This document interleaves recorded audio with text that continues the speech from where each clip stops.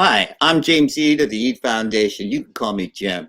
The Eade Foundation is dedicated to building communities through chess. And if you play chess, you're part of the chess community.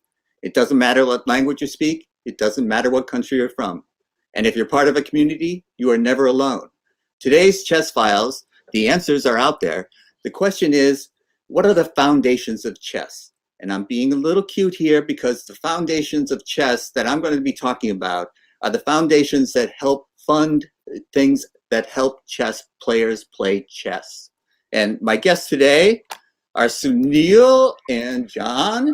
And because I barely know the two of you, I would like Sunil to introduce John and John to introduce Sunil. So Sunil, you go ahead and tell us who John Rockefeller is. Absolutely. Good to be with you, Jim.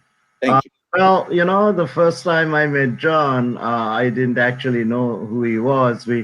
I happened to have a team room for Greenwich Academy at the Girls Nationals in Chicago, and John happened to have the school that had the team room adjoining, and we kept bumping into each other in the corridor simply because I think we were the only two rooms down that corridor. And there's this guy, is very energetic in cutoffs, just like, taking care of his team. And I didn't know who he was, or anything. But we just got to know each other, got friendly from there. And then, when I was leaving the tournament, he said, "Oh, by the way, here's my card," and then that's how I got to know him. That's a great way to introduce yourself. Everybody should have a card. I don't. And John, tell me about Sunil. Sunil, well, again, I met Sunil in 2009. I met him as a chess coach. I'm sure that's how a lot of kids and parents meet Sunil, as a chess coach. I subsequently found out that he, runs the NSCF, National Scholastic Chess Foundation. He is chair of the Scholastic Council. I'm vice chair. So he invited me to join the Scholastic Committee, I don't know, 4, 5, 6 years ago, somewhere around there. But I got to know him as a chess coach, chess coach. So that's how, I know him. And then over the years, we've had many discussions at the U.S. Open during delegates meetings. I remember one in particular. Embarrassed to say that the delegates meeting ended at 5. We went out to dinner. There was a group of us: Mike Reagan, Chris Kim, Jeff Buellington, Sunil, and I. There might have been someone else. And then we went back to the hotel, talked to the lobby. I'm thinking, okay, it's 10:30. We should really wrap this up. Time to go to bed. And I look at my watch, and it's 1:20 something in the morning or whatever. My goodness. We've just talked for 8.5 hours. Flies, right? Right. So that's the nature of our relationship. John has been very heavily immersed in chess. He's the Scholastic Director for Maryland Chess, and I believe he still is. And so his interest, goes back to that. And both all his kids played, his daughters and his son, and that's why he was in Chicago at the Girls Nationals. Yeah, sure. Now that's interesting. So you're from Maryland, John, and Sunil, you're in New York City. How's the weather? Oh, it is beautiful. You love snow? Right. I've missed it. We haven't had very much recently, the last year or two. I think it's a nor'easter, what we used to call in New England a nor'easter. A nor'easter, yeah. No, we have 12 inches here in White Plains, and if you go up north a little bit, it's up to 18 inches. So yeah, it's a good dose of snow here, really. So you guys are both famous now in Scholastic Chess, in the Scholastic Chess world, the organized Scholastic Chess world anyways. And one of the things I wanted to bring up was, the foundations, my foundation, Sunil, you have your foundation, and the scroll across the bottom of the screen has your contact information for how to contact Sunil's foundation. And John, I think most people are familiar with the Rockefeller Foundation. And I noticed, just flipping through my latest one of my latest chess lives, that your picture is prominently displayed. And it says that you gave a certain amount of money to the U.S. Chess, and I also noticed that there was this guy at the end here. Who's that guy? What's Yeah, I don't know how that image crept in there, actually. But tell us a little bit about the donation from the Rockefeller family, and what it's doing for chess. Well, it was 2019, I think. It was the U.S. Open again, and or was this 2018? 2019. COVID's blurring my mind here. Yes, or I should say the pandemic. I don't have COVID. I shouldn't make light of that.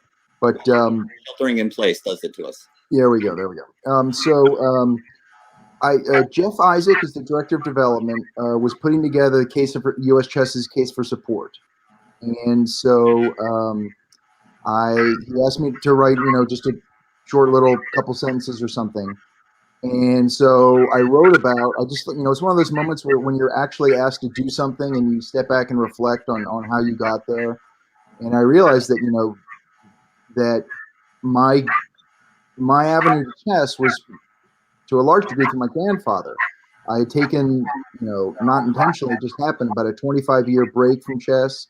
I'd played as a kid, maybe up till about 11 or 12, but I never played in a tournament or anything like that. But I had this photo of my grandfather and me playing chess, and then he unfortunately died about a year later, and I was 9 years old or something. So I've been playing a lot of chess with my daughter, or a lot of great game called Connect 4 with my daughters.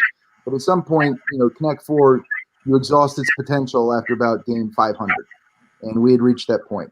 So I kind of thought, okay, it's time for something else. I need something new in my life with my daughters. And so I remember I had that picture, but it wasn't a connection to chess per se. It was really just a connection of my grandfather. Right. But I thought about it, and I said, well, I know this game chess. I think I remember how the pieces move, but I was at that level of basically complete beginner, the way I think a lot of adults approach it, which is they might remember how the pieces move, no real concept of formal rules or anything like that. I mean, I certainly didn't know what en passant was. And then slowly got back into chess. And so that's what I wrote about for Jeff. And because it was on my mind, I started talking, and I'd gotten to know, Dwayne Barber, and I knew about the Dinker. And as Scholastic Director of Chess, we nominate, just like every state affiliate, we nominate players. Yes. And so it just occurred to me, the thought would I was just curious how Dwayne might feel about a K-5 tournament, whether there might be concern that, no, this isn't a K-8 tournament and that's the way it should be. And I just didn't know. I knew him relatively well, but not nearly as well as Sunil. And I knew Sunil knew him well. So I asked Sunil about it, and I said, Sunil, what do you think? How would this go over? And then Sunil said, I'll run it by him. So that was the genesis of the K-5 tournament. And then at 2019 grade nationals in Florida, I just was again talking with Sunil about the idea of a K-1, K-3. What did he think? Too soon, too much, too early? K-1, those are young, those are young kids. What some of the older fellows feel about older players, men and women, feel about yet more munchkins running around? Might that be an issue? And so I've frequently sought out Sunil's advice. He's a mentor, and he knows U.S. chess way better than I do, and he's been around much longer than I have. So I just kind of run things through him, and if they meet with his approval, then I have the confidence to think, okay, this isn't a crazy idea. Let me run with it. So then I talked with Carol Meyer, U.S. Chess's executive director. And then, so that was the notion of the Morphe and the Ashley, the Morphe being the K-1 tournament, the Ashley K-3. These are state invitationals, where each state affiliate, there are 52 of them, California has 2, and DC, each get to recommend a player. And then when the pandemic hit, I'm sorry if I'm going on too long, just tell me to stop, I'll make it quick. During the pandemic first hit, I think a lot of us, most of us didn't realize how long this thing would last, right? So I thought, okay, this is a month, maybe 2. Life will get back to normal this summer. So let's see if there's something I can do that's a little different than I would otherwise do. Like, honestly, what I should have done I had about 700 board numbers that I need to laminate because we've done a lot of chess tournaments over the years. I've in permanent marker written over those board numbers with different time controls, different floors and ceilings. It's like, this is a perfect opportunity to go do that and spend a week, however long it would take to do that. But I thought, no, let's do something different that's a little out of the ordinary. And I'd been read Sunil's book, Great Moves, Learning Chess Through History, and I put it off, and I was like, okay, no, this is the perfect opportunity. Let's read this. And I read it, and I thought, wow, this would be great if every invitational player had an opportunity to read this. Because, it's about chess, but it's also about history, and it's a great way just to learn. And I remember, some of the kind of minor details. One that I'll never forget is that notion of before players used clocks at the highest level, before clocks existed. They had a scorekeeper, and one of them wrote down, I think it was a Morphe game. Both players. Now it's sleep. So true. But I mean, it had details like that, and it has great chess analysis. But to be honest, I am not anywhere in your all's leagues. This is the book we're talking about. It's a great book. Yeah, superb book. Yeah. I'm not a great player, so I certainly could follow the analysis. Right. But I can tell you, I got more out of those stories like that. Yeah. That was my connection. That was what resonates with me. Or with I think Anderson said, Morphe beats me in 17 moves, but it takes me 77. Like little stuff like that, little details. That's what really sticks with me more than the brilliant moves. Manuel Lasker did that for me. He wrote about the old masters of the past, and they came alive to me. And so I was right. And then so it was originally just kind of a smaller notion of that of maybe. Then I thought of a couple books, and then I thought, well, wait a minute. If we give this year after year after year, do we want to keep giving the same books? And then slowly just develop from there. And so there's now a 6-year cycle of books. I think approximately 5 to 7 books.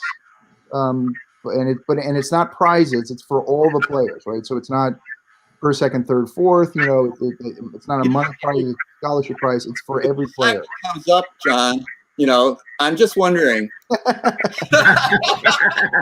Not to forget, Jim is a very well-known author. There we go. No, and don't be fooled by the title.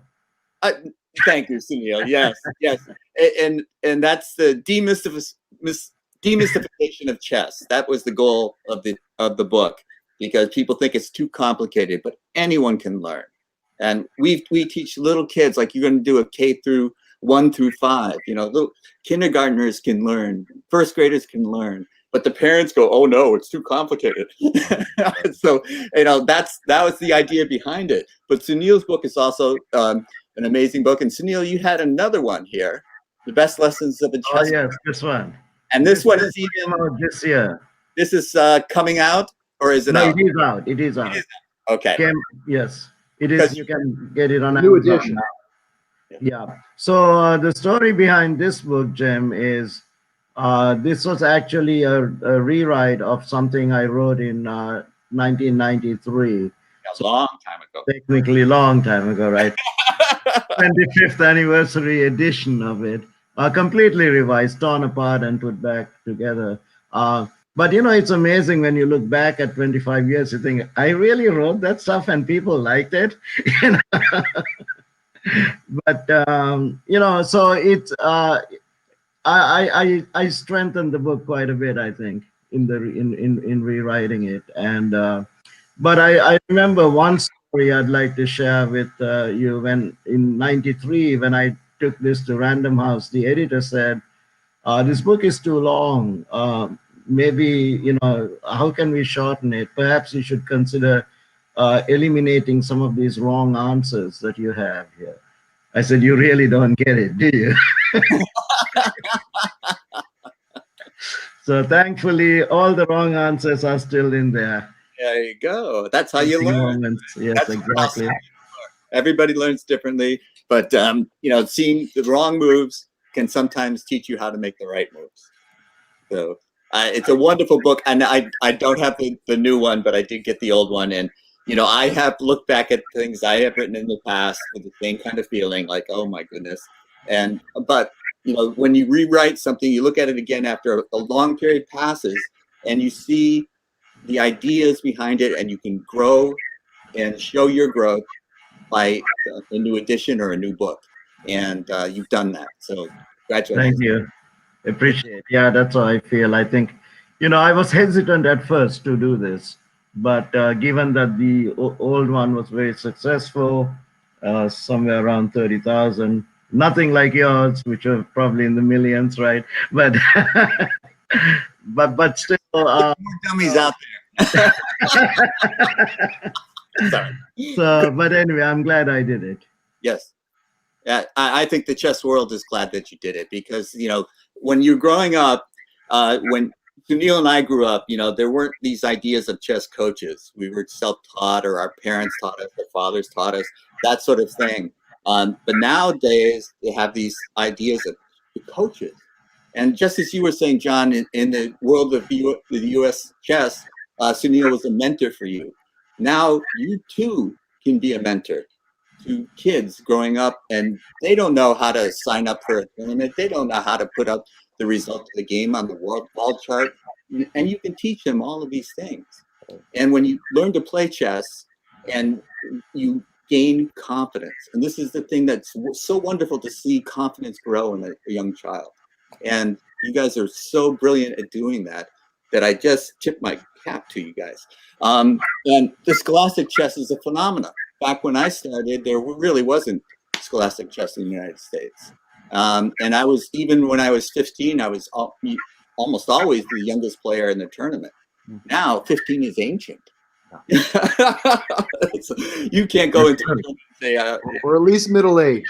Middle-aged, okay. Yes, I'm focusing on the Asian part for some reason. I don't know, but the idea that you're helping kids learn chess is really what, Sunil, isn't that what your foundation is all about? Oh, absolutely. You touched on something earlier, Jim. You said it's wonderful to watch them grow and increase in confidence, and chess is a way of doing that, simply because you can break the game down into different components, and maybe you don't master the game as a whole, but you can master individual aspects of the game, and that alone makes you feel like $1 million. I recall in '98, I organized a symposium in the U.S. Senate. I didn't know John back then, so I didn't know of any connections, but and I had Senator Carl Levin from Michigan as the keynote speaker, and during the presentation, we actually recognized some schools in the DC area, and I randomly brought this girl from the audience up and asked her to checkmate some senator's aide with a king and a rook against a king, and they played it on the demo board in front of everybody, and the girl actually checkmated him. And it was it was an amazing thing, and I mean, you should have seen her face, and it's all about if you want to put chess in the schools and in the curriculum, you're not necessarily trying to produce chess players. You're looking at all the other benefits that it can create. Yeah, chess teaches lessons that are really life lessons. To sit on your hand, don't make the first impulsive move that you think of. To postpone immediate gratification. These are life lessons. So whatever direction their life takes them, these lessons will follow, and they can apply them in their everyday life. So I think chess is a gift that lasts a lifetime. As a kid, it's an educational tool. The confidence you grow playing chess can be directly transferable back into the classroom. The math tables don't seem so hard anymore. And as an adult, it's a pleasant pastime. And in old age, it's a solace. You're not worried about your next doctor's appointment when you're playing a game of chess. So it's a lifetime gift that you give to children. So that's another thing that I so admire about the two of you and your efforts. Well, John, I think you played with your grandfather, did you, John? I did. I mean, not in a casual games, that kind of thing. Of course. Yeah. But Right. yeah, but when I would also, one thing I recommend to parents is, so I primarily organize and direct or not primarily, exclusively Scholastic tournaments. But one of the things I'll recommend is once I get to know a parent or a family, I'll say, there's nothing like, because you always get those moms or dads who hang out at the door, they just want to be somehow they can't quite cut the umbilical cord, they can't quite hang out, wait in the Skittles room, they got to see their kid, and of course you just don't let them in the tournament room because that'd be a disaster. But they keep hanging out. Those are primary targets for tournament directors. You only have like a 10% success rate, but I always ask them. That's the price of visual admission. Yes. Is you can have me walk up to you and say, "Hey, you interested in helping us out? You want to volunteer or whatever?" And only about 10% will say yes. But then the other thing I'll follow up with is, if you really want to be a part of your kid's playing experience, you too could play. So I think Scholastic tournaments can be a gateway for adults to play in open tournaments. So I'll say, look, I really play only one tournament a year. It's the Maryland Open. I also play the Washington National Blitz, but one regular time control tournament, the Maryland Open. And I'll say there's nothing like that feeling of sitting across from the board from an 8-year-old and just maybe you get crushed and you go, okay, that's because he's better or she's better, and there's nothing wrong with that. You can be an adult picking it up. You just got to check your ego at the door, right? You just have to say, I'm here to have fun. I want good results. But if an 8-year-old beats me, or a 7-year-old, and I'm suspecting that he or she is, maybe still wetting the bed and yet able to beat me, how is that possible?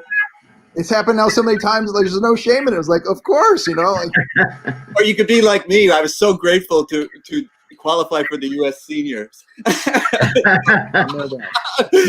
it's the intergenerational. Oh, absolutely. Just cannot be underestimated. It's just beautiful because how else are you going to connect?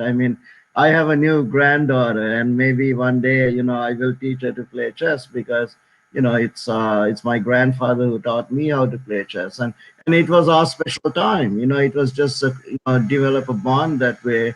He beat me every day for a whole year, but that's beside the point. But it was how many other games can you do that with, and really compete and play a serious game? Right. And to that point, I think sometimes I myself don't have grandkids, but what I've heard from grandfathers is lots of times, as parents, we all know this, like lots of times our kids will not want to do something with us precisely because we're their parent, right? Exactly. And so it's a great way grandparents can kind of come in there, and there are fewer barriers. So I really recommend to grandparents, that's a great thing to do, is pick up with your grandchildren. There's no kind of, parental dynamic at work where, maybe the kid just wants to do whatever the opposite of his mother or father says. But it's not there. That those tensions aren't there with grandparents. And so, grandparents can bring kids to their tournament or grandkids to tournaments and simply play together. That'd be a great thing. And John, I didn't get to know my grandparents, but when I started playing chess, people my grandparents' age, or would have been their age, took an interest in me, and they started to mentor me. And so that was the intergenerational thing that you were talking about, Sunil. It made a big difference in my life. Older men thought that, I was worth something, or, that was worth the time that they showed me. And that made a big difference in how I reacted to other people. Right.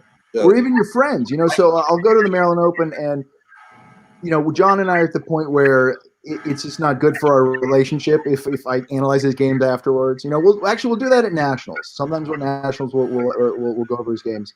But at the Maryland Open, I have a friend named John Sprague, and he actually just loves to go to tournaments and watch. He'll play as well, but sometimes just watch. And one of his great joys is actually going over John's games with my son John's with him after. So I just sit there and watch the two of them, and he can become coach. So just the ways in which you can connect with your kids directly, but also indirectly at a chess tournament are wonderful that way. Yes, that is so well said. And it's getting close to the time, but Sunil, I've got to ask you this question because the pandemic has affected the EAT Foundation.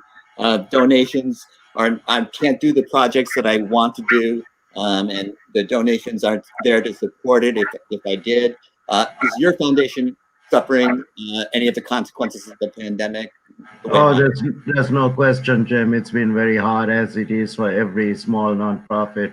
You know, I have to thank John, who helped me out a little bit with the foundation, you know, to keep going. So we've had to make some cuts and make adjustments and so forth. But, you know, the focus right now is to keep developing content, you know. So the Great Moves came out 3 years ago, and this book came out last year, and working on a new project for K through 2 curriculum that integrates math in the proper way. I've read all the literature. I see what's missing, so I think I can fill the gap. And so that's the next project. You know, hopefully it'll be out soon. Sunil, Although it took 6 months for the last book, and it took me 3 years. Well, this is a curriculum that you're talking about? Yes, it's a question of integrating, you know, math into it. And you know, when I wrote Great Moves along with Robert and Alan Abrams, the idea was to develop texts that could bridge chess with regular academic subjects, and so the classroom teacher, the educator, could see, you know, that there was a connection. And I felt the easiest connection to make was chess and social studies, so I started with that. You know, I mean, everybody talks about chess and math, but you know, I find that chess is just an add-on. It's not really done right. But I think there is a way to do it. So that's what I'm trying to tackle next. Yeah, I think there's a geometry of the chessboard that people don't pick up on unless you point it out to them. And right. You know, it's a very interesting thing. It's always struck me that way, and I've always been surprised that no one teaches that aspect of it. So I'm very excited to hear that. Good luck with that project, and good luck with getting it out in 6 months. Thank you. Yes, absolutely. But thank you for asking. And you know, if anyone would like to donate to the foundation, certainly would be most appreciated. You can see the information at the scroll across the bottom of our screen. Tell me what it is, the National Scholastic Chess Foundation? National Scholastic Chess Foundation. And if you go on our website, which is nscfchess.org, the information is right up there. It'll just say support us, and you can do that just right from the website. Yes. And Sunil and I have known each other a long time, but I wanted to bring up this. We served on the board of trustees for the United States Chess Trust, and Sunil's foundation always gave us a grant every year. And I'm assuming, Sunil, you just can't do things like that anymore. Yeah, it's very hard. I mean, yeah, we are not sure what we'll do. Yeah. Right. So this is a compounding kind of problem. One foundation cannot give, then another foundation doesn't have as much as it used to have to give. And so, you know, we're in interesting times that we live in. But what we do is we band together, we support each other, and we try to help each other get through this so that we can help each other on the other side. And so I'm very grateful for both of you. John, your contribution to U.S. Chess and starting up these new Scholastic Championships. You mentioned Dwayne Barber. He's the Dean of American Chess. He was given that title for all he has done for Scholastic Chess. He has been a tremendous supporter of the Denker, which is the national championship for high school students. And he started his own middle school program. I think it's middle schools, right? Yes. For the Barber Tournament of Champions. And now you're contributing with this, should I say, elementary school age? Is that correct? Right. Yeah. Okay. So, you know, this is the kind of things where it's one person can't do it all, but you get a bunch of people together to help each other do it, and all of a sudden you're seeing all age groups can compete for a national championship. Right. And speaking of Dwayne, I mean, actually, and bringing back to our conversation about intergenerations mixing. There's also the Weeramantry tournament, the Weeramantry Invitational, which is the only tournament where all these state champions who otherwise are separated into different groups. You know, a K-1 group named after Morphy, K-3 after Maurice Ashley, K-5 after my grandfather, middle school for Dwayne Barber, and then high school for Denker. There's the Herring for the girls, and then the senior, which will be named after John Irwin, my dissertation advisor. The Weeramantry is the one tournament where all those groups can mix.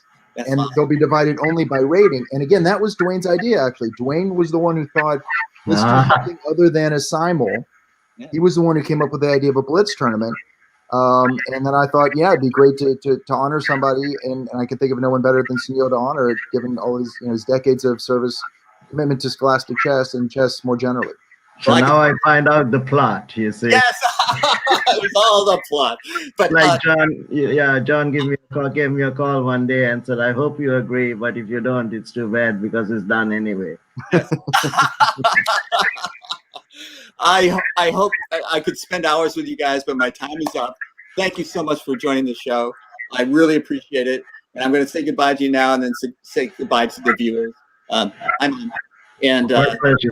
Thank you for having us. It's an honor being here. Thank you, Jim. Thank you. Thank you. Okay, this was the Chess Files. The answers are out there. And I'm James Eade of the Eade Foundation, but you can call me Jim.